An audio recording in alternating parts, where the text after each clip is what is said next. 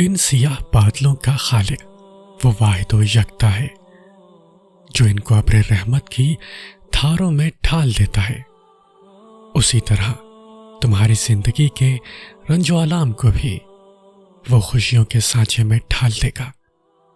تمہارا صبر ہی ابر رحمت بن کر برسے گا۔ آزمائش کے لیے چنے جانے والوں کی دعاؤں کو اللہ نے قبولیت کے لیے چن رکھا ہوتا ہے۔ وہ تمہارے ہاتھوں کو تب تک خالی نہیں کرتا جب تک وہ انہیں اور بہتر چیز سے بھرنے کا ارادہ نہ کر لے۔ صبر میں جبر نہیں ہوتا، صبر میں رضا ہوتی ہے۔ اسی لیے جو سودے اللہ کے لیے کیے جاتے ہیں، جو چیزیں اللہ کے لیے چھوڑی جاتی ہیں، ان کو چھوڑنا نہیں پڑتا۔ ان پر اللہ کے لیے دل کو راضی کر لیا جاتا ہے۔ صبر بھی محبت کا دوسرا روپ ہوتا ہے، اور محبت میں تو سب قربان کر دیا جاتا ہے۔ بس اللہ سے محبت ہو جانے کی دیر ہے، پھر اس کے رنگ میں کسی طرح سے بھی رنگنا مشکل نہیں لگتا۔ یقین کی کون سی حد پر فائز ہو تم، یہ جاننے کے لیے وہ تمہیں ضرور آزمائش سے گزارے گا، پر تم صبر کا دامن تھامے رکھنا، وہ تمہیں اپنے ہاتھوں سے ہر راستہ پار کروائے گا۔ تہجد کے سجدوں میں مانگی کئی دعائیں جب عرش تک جاتی ہیں تو کن کی خوشخبری ساتھ لے کر ہی لوٹتی ہیں۔ جب تہجد کی دعائیں عرش پر گونجتی ہیں تو پھر رب تمہاری دعاؤں کو تمہاری جھولی میں ڈال ہی دیتا ہے، پھر تمہاری ادھوری خواہش مکمل ہو جاتی ہے اور تمہیں مطمئن کر دیا جاتا ہے۔ جو جتنا اس رب کے قریب ہوتا ہے اس کی آزمائش بھی اتنی کٹھن ہوتی ہے۔ بس تم ہمت نہ ہارنا، وہ تمہیں آزما تو رہا ہے، مگر اس نے تمہیں تنہا نہیں چھوڑا۔ اس پر یقین رکھتے ہوئے صبر کرو، دعائیں جلد قبول ہو جائیں گی۔ نبی کریم صلی اللہ علیہ وسلم نے نماز فجر کے وقت حضرت بلال رضی اللہ عنہ سے فرمایا کہ اے بلال، تم نے اسلام میں سب سے زیادہ امید والا جو عمل کیا ہے اس کو مجھ سے بیان کرو، اس لیے کہ میں نے جنت میں تمہارے جوتوں کی آہٹ اپنے آگے سنی ہے۔ تو حضرت بلال رضی اللہ عنہ نے کہا کہ سب سے زیادہ امید والا عمل یہی ہے کہ میں دن یا رات کی کسی گھڑی میں جب بھی وضو کرتا ہوں تو اس وضو سے میرے مقدر میں جو نماز لکھی ہوئی ہے اس کو پڑھ لیتا ہوں۔ صبر مت ہارو، اگر اللہ تمہارے لیے آگے اور پیچھے کا دروازہ بند کر دیتا ہے تو وہ دائیں یا بائیں سے دروازہ لازمی کھول دیتا ہے، لیکن اگر وہ دائیں اور بائیں سے بھی دروازہ نہیں کھولتا تو وہ عرش سے قبولیت کے تمام دروازے کھول دیتا ہے۔ تو پھر مایوس نہ ہو، کیونکہ تمہارا اللہ تو سمندر کو بھی 2 حصوں میں چیر کر راستہ بنانے پر قادر ہے۔ تو وہ تمہاری دعاؤں کو کیسے نظر انداز کر سکتا ہے؟ بھلا وہ تمہارے لیے کیسے کوئی راستہ نہیں نکالے گا؟ سجدے طویل کر دیں، مشکلیں قلیل ہو جائیں گی۔ ایک آدمی کا اونٹ رات کو بہت روتا تھا۔ وہ آدمی حضور پاک حضرت محمد صلی اللہ علیہ وسلم کے پاس آیا اور حضور پاک کو تمام حال بتایا۔ آپ صلی اللہ علیہ وسلم نے اونٹ سے رونے کی وجہ پوچھی تو اس نے کہا کہ یہ رات کو عشاء کی نماز پڑھے بغیر سوتا ہے اور میں اس کے بستر کے نیچے جلنے والی آگ دیکھ کر روتا ہوں۔ نماز کبھی نہ چھوڑنا، یہ ہمارے نبی صلی اللہ علیہ وسلم کی آنکھوں کی ٹھنڈک ہے۔ امید نہ چھوڑنا کہ تمہارا بھی وہی رب ہے جو بی بی ہاجرہ کا تھا۔ اس نے بی بی ہاجرہ کو پیاسا نہیں رکھا تو وہ تمہاری التجا بھی رد نہیں کرے گا۔ ایک دفعہ حضور صلی اللہ علیہ وسلم سردی کے موسم میں باہر تشریف لائے تو پتے درختوں پر سے گر رہے تھے۔ آپ صلی اللہ علیہ وسلم نے ایک درخت کی ٹہنی ہاتھ میں لی تو اس کے پتے اور بھی گرنے لگے۔ آپ صلی اللہ علیہ وسلم نے فرمایا، اے ابو ذر، مسلمان بندہ جب اخلاص سے اللہ کے لیے نماز پڑھتا ہے تو اس سے اس کے گناہ ایسے ہی گرتے ہیں جیسے یہ پتے درخت سے گر رہے ہیں۔ ہر دور میں معجزے ہوتے ہیں، ہر شخص کے لیے معجزے ہوتے ہیں۔ کوئی اللہ کو موسیٰ علیہ السلام کی طرح پکارے تو صحیح۔ جب قرآن اور نماز ہمارے معمول کا حصہ بن جائیں تو خوشیاں اور سکون ہماری زندگی کا معمول بن جاتی ہیں۔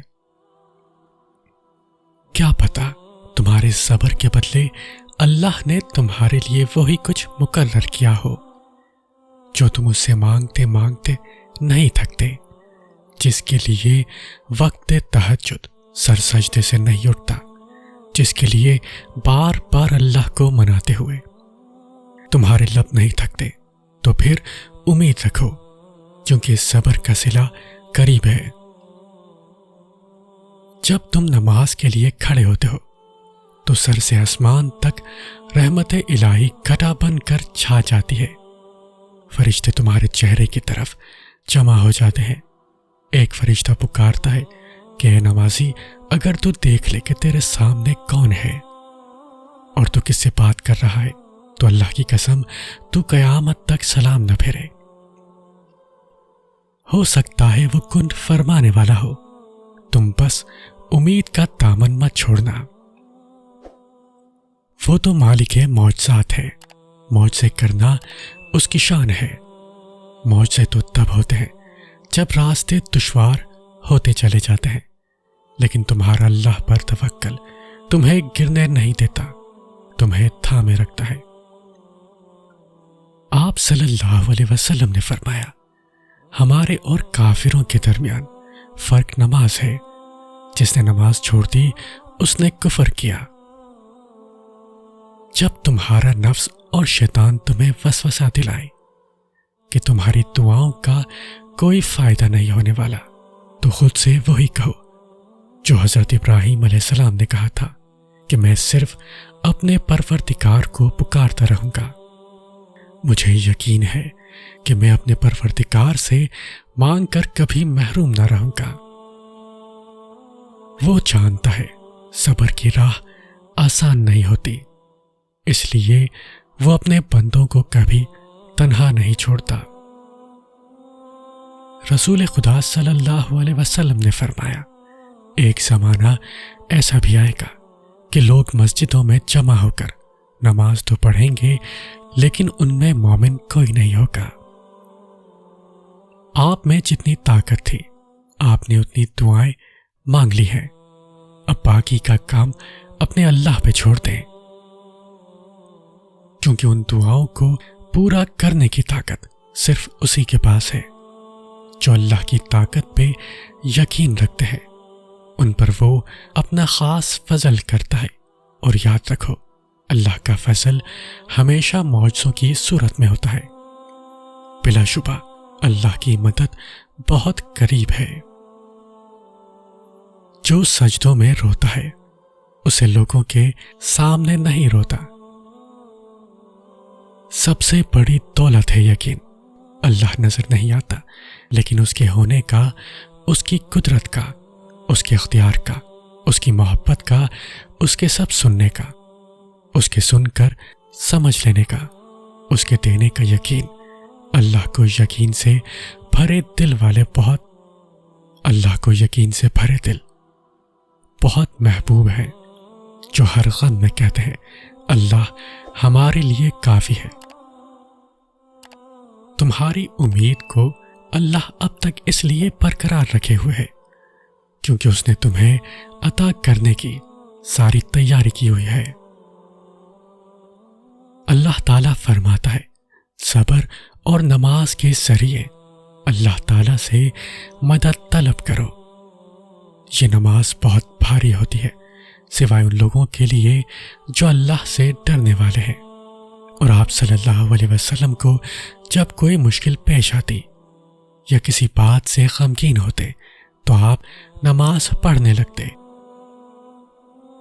لوگوں سے امیدیں رسوا کر دیتی ہیں، وہی امیدیں جب رب سے لگ جائیں تو رب کا خاص کر دیتی ہیں۔